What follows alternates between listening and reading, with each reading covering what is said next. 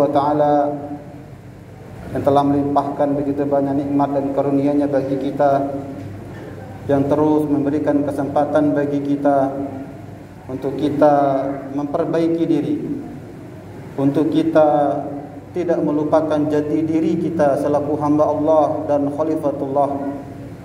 Kita diciptakan di dunia ini sebagai hamba Allah yang hendaknya tidak melupakan tujuan penciptaan manusia itu sendiri, yakni beribadah hanya kepada Allah Subhanahu wa ta'ala.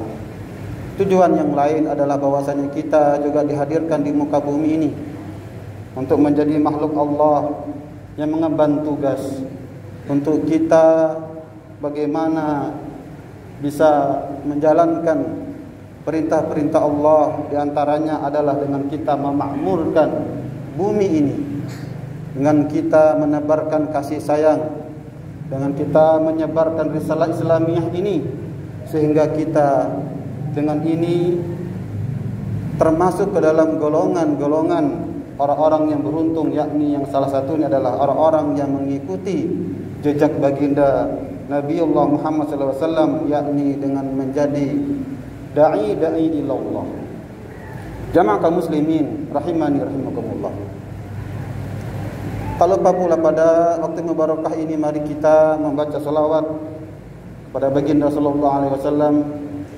Semoga ada hadis dari Nabi sendiri bahwasanya ia pernah bersabda, "Man shalla alayya salatan," barang siapa yang bersalawat kepadaku sekali, sallallahu alaihi asyarah, maka Allah Ta'ala akan bersalawat kepada hamba tersebut sebanyak 10 kali. Bagaimana bentuk salawat Allah kepada hamba-hambanya? Ulama menjelaskan kepada kita bahwasanya hamba tersebut akan mendapatkan rahmatnya, mendapatkan berkahnya, akan mendapatkan banyak kebaikan-kebaikan dari Allah Subhanahu wa ta'ala.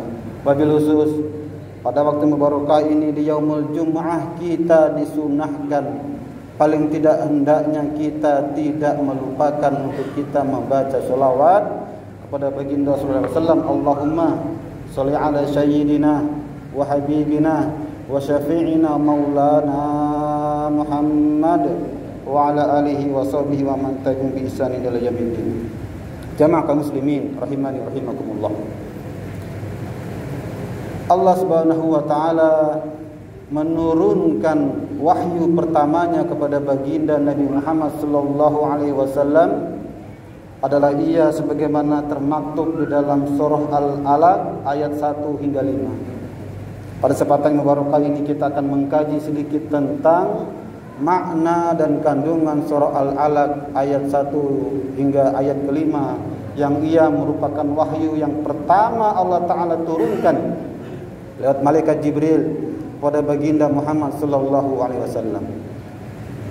Ayat tersebut berbunyi, a'udzubillahi minasyaitonirrajim, bismillahirrahmanirrahim, iqra bismi rabbikal ladzi khalaq, khalaqal insana min 'alaq, iqra wa rabbukal akram, alladzi 'allama bil qalam, 'allamal insana ma lam ya'lam. Jamaah dimakan Allah Subhanahu wa ta'ala. Wahyu yang pertama ini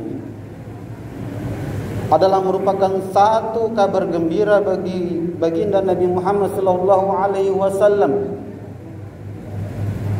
Jika kita kaji dalam sirah Nabi bahwasanya ketika pada masa-masa Nabi sudah semakin sering menyepikan dirinya, Nabi bertahanus setelah ia sudah timbul di dalam diri dan pikirannya melihat satu fenomena masyarakat Arab ketika itu.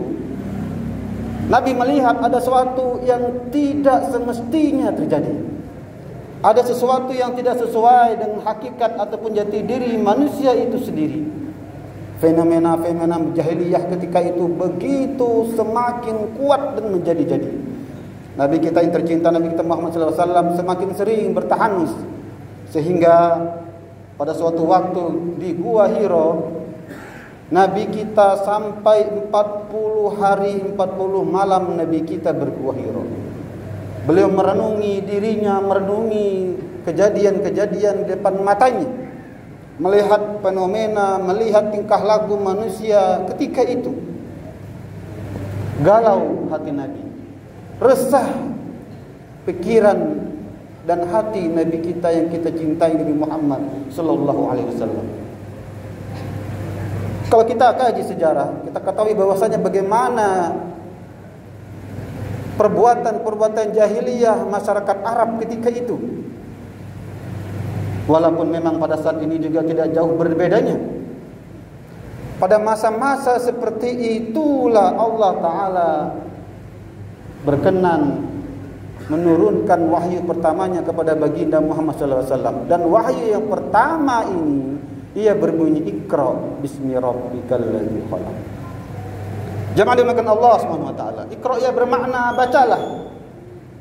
Dalam tata bahasa Arab ia fi'il amr, perintah langsung dari Allah Ta'ala. Dan ia bermakna bacalah. Kalau kita baca sirah lagi, Nabi menjawab ana ma biqari, sampai 3 kali malaikat Jibril memerintahkan Nabi untuk membaca. Cuma pertanyaannya apa yang hendaknya dibaca oleh Nabi Muhammad sallallahu alaihi wasallam? Iqra bismi rabbikal ladzi khalaq. Bacalah dengan nama Tuhanmu yang telah menciptakan. Jemaah dimuliakan Allah Subhanahu wa taala. Membaca adalah satu instrumen untuk kita mendapatkan ilmu, untuk kita mendapatkan pemahaman dan pengetahuan. Dan menarik ayat ataupun wahyu yang pertama Allah Ta'ala turunkan kepada Nabi kita Muhammad SAW ini. Banyak sekali makna-makna dan kandungan dari ayat ini.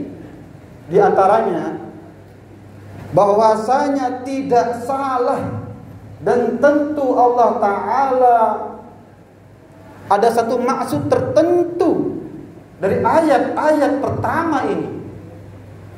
Maka ia tidak hanya bermakna ataupun memiliki dimensi teologis, tidak hanya filosofis, tetapi juga ia bermakna ataupun ia memiliki dimensi operasionalnya, teknisnya. Dan ini merupakan suatu perintah yang sangat dahsyat. Bukankah kita tahu membaca, termasuk menulis, diskusi dan lain sebagainya merupakan kunci-kunci ilmu pengetahuan. Dari sini saja kita bisa mengambil makna bahwasanya agama Islam ini sangat memperhatikan yang namanya ilmu. Dari sini saja ada makna-makna tersirat. Agar kita ini hendaknya terus mengupgrade diri kita untuk kita terus menambah pengetahuan kita, menambah wawasan kita. Wabil khusus tentang agama kita sendiri.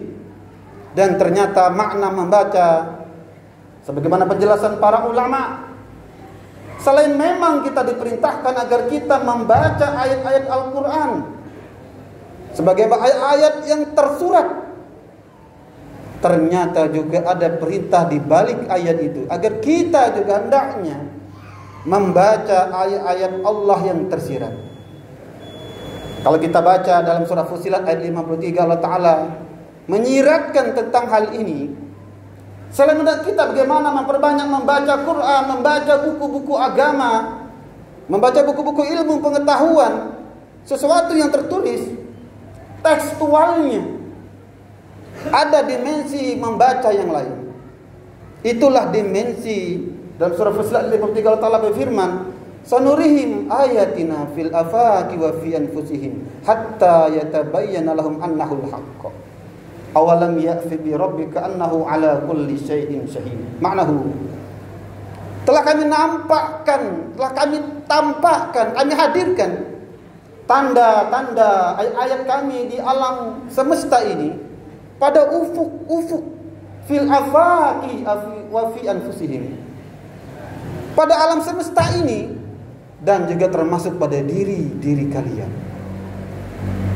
Maka tidak kaget kalau kita baca Al-Quran, seringkali kita mendapati ujung-ujung ayat Quran itu, afala ta'qilun, afala tatafakkarun, afala tatazakkarun. Allah Ta'ala mengajak kita dan sering menyeru kita sebagai ulul albab, orang-orang yang hendaknya berpikir. Jadi dimensi Iqra di dalam ayat Al-Alaq itu, surah pertama ini, ayat pertama ini, wahyu pertama yang Allah Ta'ala turun kepada baginda Nabi kita, mengajak kita Dan tentu makna dalam tata bahasa Arab fi'il amr itu ia bermakna wajib bagi kita. Maka tidak tawar-menawar dalam hal ini untuk kita terus menuntut ilmu. Masya Allah, luar biasa agama ini.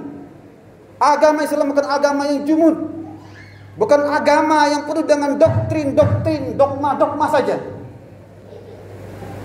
Tapi ia mengajak kita untuk kita menggunakan instrumen diri kita. Dengan kita menggunakan instrumen mata kita, dengan kita melihat dan kita membaca, kita mendengar, menggunakan instrumen tangan kita dengan menulis, mengikat ilmu dengan tulisan. Dan yang lebih dahsyat lagi, dengan kita menggunakan instrumen akal kita.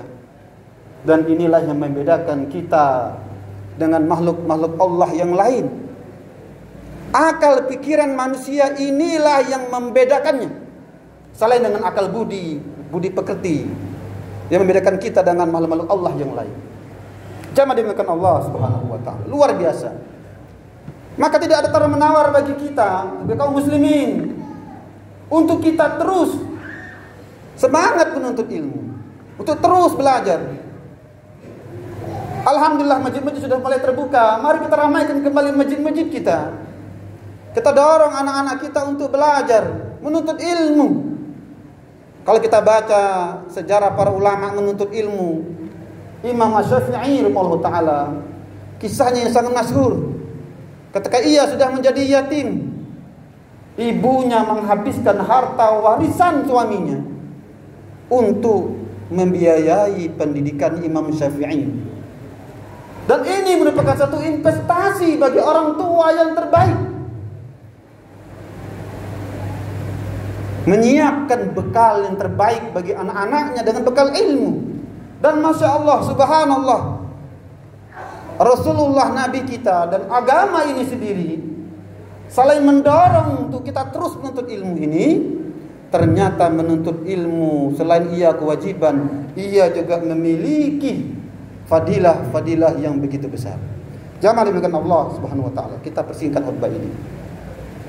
Menarik tadi Iqra ini, membaca ini, maka hendaknya kita tidak melewatkan dimensi ini. Tantangan bagi anak muda kita saat ini lebih suka menonton, lebih suka main game ketimbang membaca itu sendiri. Padahal membaca merupakan satu pintu, bahkan ia pintu utama, sebagaimana kaulnya Ali. Dia pernah berkata, jendela ilmu adalah membaca. Dan inilah salah satu tugas kita selaku kita Abdullah, selaku kita Khalifatullah, yakni untuk kita bagaimana bisa membangun peradaban Islam di muka bumi ini. Tidak bisa kita mengemban amanah-amanah yang Allah Ta'ala berikan kepada kita. Maka menarik sekali para ulama mewajibkan, telah menghukumi bahwasanya menuntut ilmu itu wajib. Menarik Syekh Al-Utsaimin dalam kitabnya Kitabul Ilmi, ia pernah berkata, kewajiban menuntut ilmu bagi kaum muslimin tidak hanya sekedar menuntut ilmu syar'i, tidak hanya menuntut ilmu agama saja, walaupun itu merupakan hal yang paling pokok di dalam menuntut ilmu. Ia juga mewajibkan bagi kita untuk kita menuntut ilmu dalam hal perkara-perkara yang berkaitan dengan profesi kita, dengan pekerjaan kita. Bayangkan seorang dokter, kalau ia tidak memahami ilmu kedokteran, apa yang dia akan suntik, apa yang dia akan obati kepada pasiennya. Seorang guru dituntut memahami ilmu tentang materi yang diajar kepada murid-murid, bahkan tentang metode bagaimana cara mengajar yang terbaik kepada anak didiknya. Apapun profesi pekerjaan seseorang, ia dituntut untuk memahami bidang pekerjaannya itu, dan itu wajib bagi seseorang itu. Jamaah dimuliakan Allah Subhanahu wa taala. Luas ilmu Allah ini, maka juga mengajarkan bagi kita tidak ada manusia yang sepantasnya sombong dengan ilmunya. Selain kita didorong memang untuk menuntut ilmu ini. Menarik ayat Al-Kahfi 109. Allah Ta'ala menyentil kita bahwasanya begitu luasnya ilmu Allah Ta'ala ini. Kullau kanal bahru midadal li kalimati rabbi, lana fidal bahru midadal li kalimati rabbi, wala ji'na bimislihi madada. Bahwasanya seandainya air lautan dijadikan tinta, ayat yang lain disebutkan pohon-pohon di dunia ini, di bumi ini dijadikan penanya, habis lautan itu, bahkan ditambah lagi sebanyak itu. Luas ilmu Allah ini. Maka khutbah yang singkat ini, Imam Syafi'i pernah juga berkata, menjadi motivasi bagi kita. Tidak hanya perkara agama, perkara dunia sekalipun membutuhkan ilmu. Ia pernah berkata, man arada dunya fa'alaihi bil ilmi, wa man arada al akhirah fa'alaihi bil ilmi, wa man aradahuma fa'alaihi bil ilmi. Barang siapa, kata Imam Syafi'i, yang menginginkan kehidupan dunia, maka dengan ilmu. Kita melihat, menyaksikan pada dunia saat ini, siapa yang menguasai dunia? Siapa yang menguasai ilmu pengetahuan pada saat ini? Siapa yang menguasai sains, teknologi? Bukan kita, belum kita. Padahal dulu umat Islam ini, kalau kita baca sejarah, ini diakui sendiri oleh ilmuwan-ilmuwan barat. Sesungguhnya ilmuwan-ilmuwan Islam itulah menjadi peletak dasar ilmu, yang menemukan pondasi-pondasi ilmu. Tapi mengapa pada saat ini kita meninggalkan itu semua? Terbukti, kalau kita tidak bisa menguasai dunia, tidak bisa banyak yang kita bisa lakukan pada saat ini. Ini salah satu jawabannya karena kita tidak peduli dengan ilmu. Kita abai dengan ilmu pengetahuan. Kita abai dengan agama kita sendiri. Bahkan ternyata tidak hanya masalah dunia, termasuk perkara akhirat pun dengan ilmu. Wa man aradal akhirah falai bi ilmi.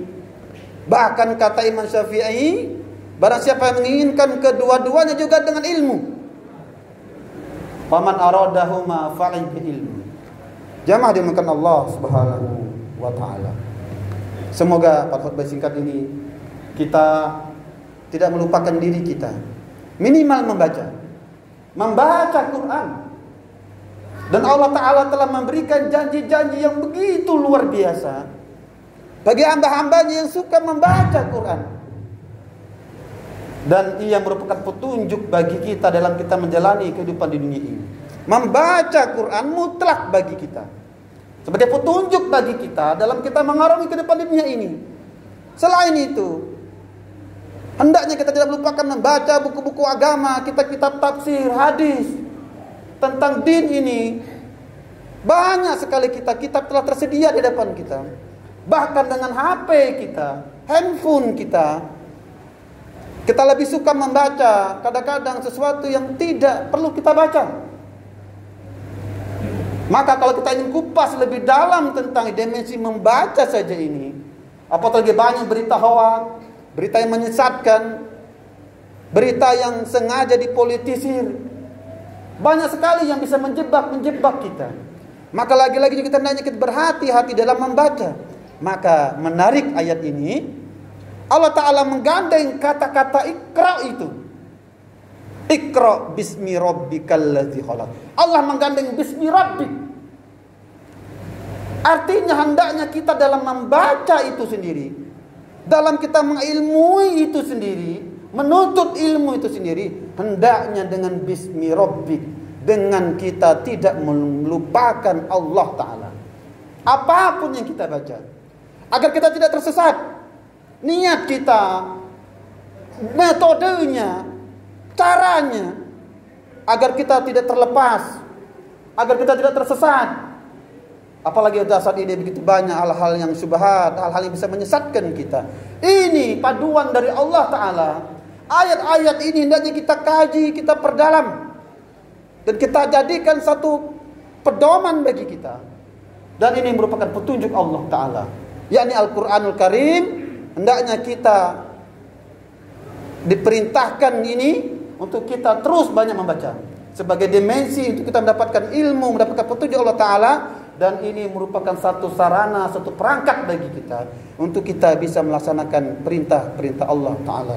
Semoga kaum muslimin yang hadir pada saat ini dan kaum muslimin yang lain, hendaknya kita jadikan dimensi membaca, menulis.